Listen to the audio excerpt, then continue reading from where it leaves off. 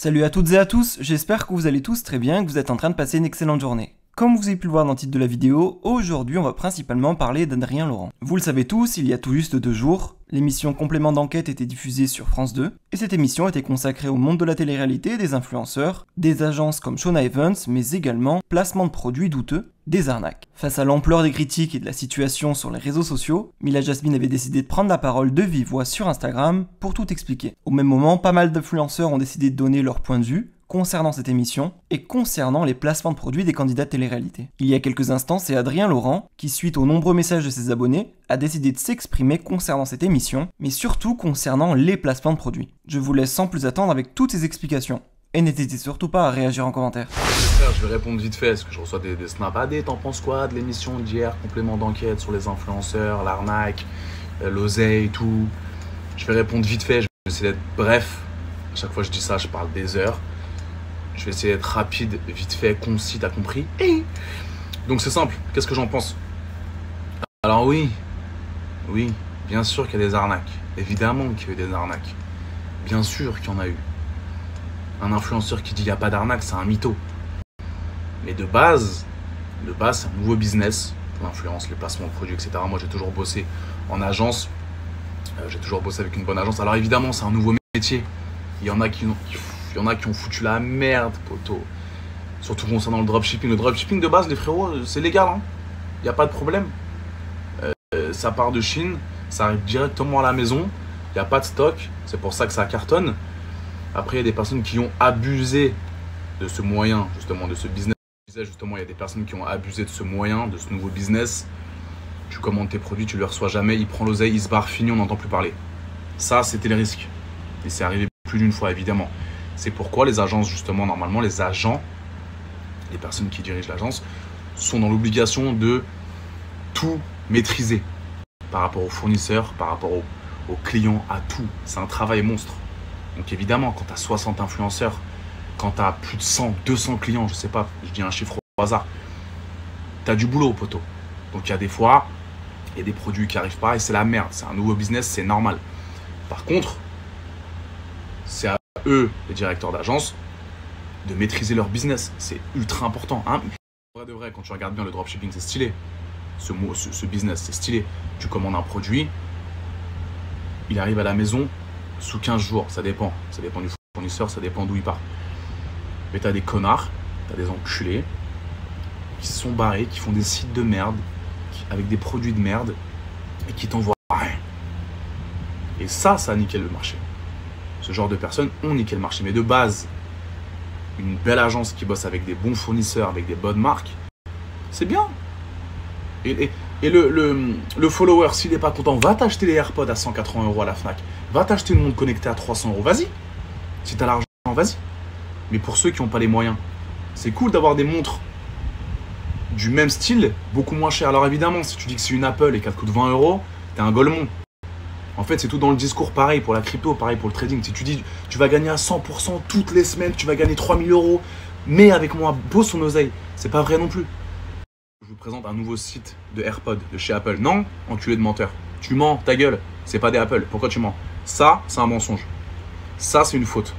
Par contre, les gars, j'ai des superbes écouteurs, super qualité à 10 € avec mon code promo. Pour tous ceux qui n'ont pas les moyens d'aller à la Fnac et de payer des AirPods à 200 €, n'hésitez pas. Ça, c'est bon. Ça, oui. Tous ceux qui me disent aussi, ouais, Adé, j'ai trouvé les mêmes à 2 € sur AliExpress. Va acheter sur AliExpress. Va les trouver sur AliExpress de la meilleure qualité. Vas-y, go, vas-y. Va les trouver. Il y a 800 pages, 800 000 pages sur AliExpress. Donc, si tu veux aller acheter sur AliExpress, vas-y. Ça s'appelle la loi du commerce, frérot. Ça, ce plus Chromax, là, ça coûte très cher. Coûte très cher. Mais à la fabrication, tu penses que ça coûte combien, poto? C'est rien, ça. C'est rien. Ils le vendent 500, 600 €. Ça s'appelle... Alors oui, tu vas me dire c'est une société, carré, etc. Oui, c'est un business. Oui, mais ça s'appelle la loi du commerce. En vrai de vrai. Oui, pour moi, il y a du vrai et il y a du faux dans cette émission, dans ce petit complément d'enquête d'hier. Ils veulent éteindre tous les influenceurs parce qu'ils voient qu'on vit quand même notre best life, en vrai de vrai.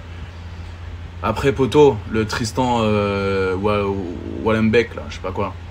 On t'aurait proposé à 20 ans de faire de la télé-réalité et faire de l'oseille grâce au placement de produits, mon petit pote. T'aurais refusé, mon petit pote?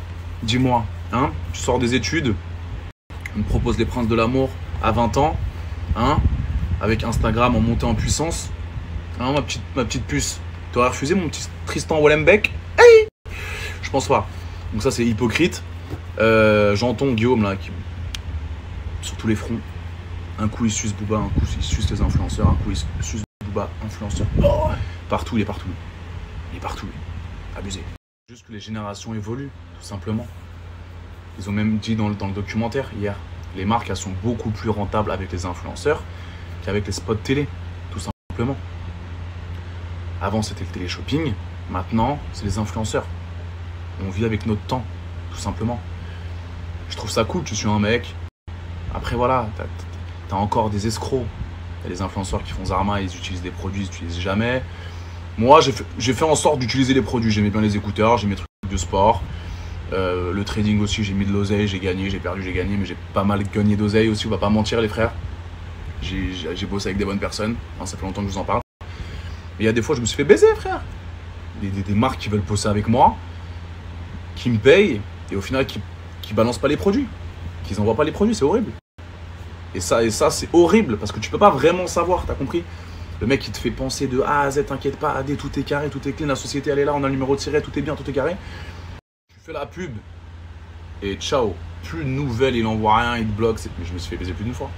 Mais tu peux pas savoir. T'as capté? C'est un métier, c'est un nouveau métier. Comment dire, l'influence, les placements de produits, surtout les agences d'influenceurs. Et le but, c'est d'essayer de faire le moins d'erreurs possible. T'as capté? Mais en soi, de suivre un influenceur et d'acheter les produits, je trouve ça cool. Moi, j'ai déjà acheté des trucs de sport d'un mec qui fait du sport, des mecs que je suis sur Insta, etc. J'aime bien. Il y a des fois où tu te fais baiser, tout simplement. Ça, c'est vrai. Le mec qui dit qu'il n'y a jamais d'arnaque, tout est carré, les influenceurs, c'est les... Non, t'as plein de mythos, t'as plein de scammers, t'en as des millions. T'as capté? T'en as beaucoup. Et c'est ça qui nique le marché. Non, les frères, en soi, le placement de produit, c'est pas du tout une arnaque. Quand c'est bien fait, avec un bel influenceur dans une bonne agence, tout est régulé, tout est propre, c'est carré. Par contre, le problème, c'est l'enculé de service, le scammer, qui va te faire un site à l'arrache, qui va foutre des écouteurs dedans et qui va jamais rien envoyer. Là, oui. Là, oui. Et encore une fois, c'est compliqué de traquer ces escrocs. Et c'est ça qui a niqué le marché en vrai de vrai.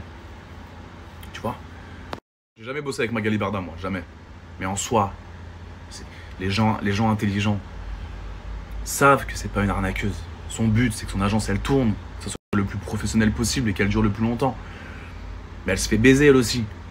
Elle se fait baiser de temps en temps avec des clients foireux, des fournisseurs foireux, comme d'autres personnes. Mais ça, elle ne peut pas savoir. Au début, tout est carré. Le mec lui propose un truc carré. Tout va bien, tout est pro.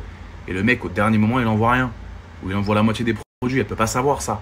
Et encore une fois, c'est un truc à réguler. C'est un truc avec au fur et à mesure du temps, ça va se mettre bien. Et ça sera de plus en plus professionnel. T'as capté? Ce que je vous dis là, c'est une minorité. 95% des placements, c'est bien fait. Avec des belles marques, des marques qui sont là depuis très longtemps, qui bossent avec des vrais influenceurs. Tout est pro. Mais on aime bien piquer le petit placement qui n'est pas passé. T'as capté? Le petit placement, tu vois, c'est normal. Après, on veut la perfection. Vous allez voir, d'année en année, si ce business continue, ça va cartonner. Les gens seront contents. Encore une fois, si vous voulez aller à la Fnac, acheter des AirPods à 200 €, des montres connectées à 300 €, n'hésitez pas, foncez. Si vous avez l'oseille, foncez. Mais il y a des gens qui n'ont pas les moyens de se payer une montre connectée à 300 €. Voilà, c'est la vraie vérité. Voilà, je finis sur ça. Par rapport aux influenceurs, c'est une question de discours. Si tu tiens un discours mensonger, tu es en faute. Si tu es droit dans tes baskets, tu respectes le brief, et le brief est carré par une vraie marque, un vrai fournisseur, il n'y a aucun souci. Voilà. Pour moi, tout est une question de discours. Le discours, c'est ce que tu dis, le brief que tu tiens à ton public sur les réseaux sociaux. Tout simplement. Voilà une petite puce, je vais au sport. The 80 Show is back. Hey.